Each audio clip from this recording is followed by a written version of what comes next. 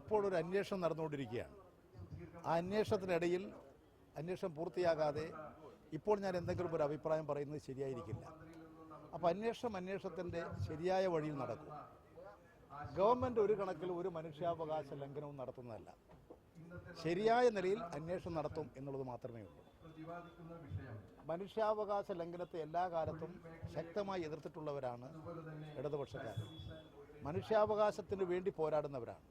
അതുകൊണ്ട് ഒരിക്കലും ഇടതുപക്ഷ ഗവൺമെൻറ് ഒരു മനുഷ്യൻ്റെയും അവകാശത്തെ ലംഘിക്കാനുള്ള നടപടികൾക്ക് ഇന്നുവരെ കൂട്ടുനിന്നിട്ടില്ല, ഇനി കൂട്ടുനിൽക്കുകയുമില്ല. അന്വേഷണത്തിൻ്റെ വഴിക്ക് പോകും. അല്ല, അതൊക്കെ അന്വേഷണം നടന്നുകൊണ്ടിരിക്കുകയാണ്. അന്വേഷണത്തിൻ്റെ വഴിക്ക് നടക്കും.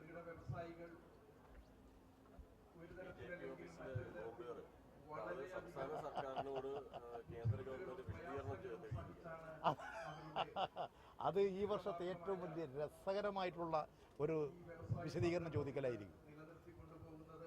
ഇപ്പൊ നിങ്ങൾക്കൊക്കെ ബോധ്യമായില്ലേ എന്താ സംഭവിച്ചിട്ടുള്ളത് എന്നുള്ളത്?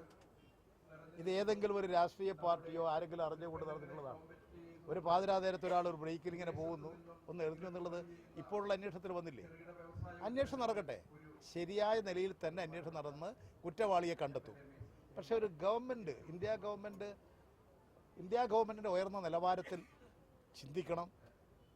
ഒരു ഇന്ത്യയിൽ ഭരിക്കുന്നൊരു പാർട്ടി എന്നുള്ള നിലയിൽ BJPയുടെ നേതാക്കൾ ആ ഉന്നത നിലവാരം പുലർത്തണം.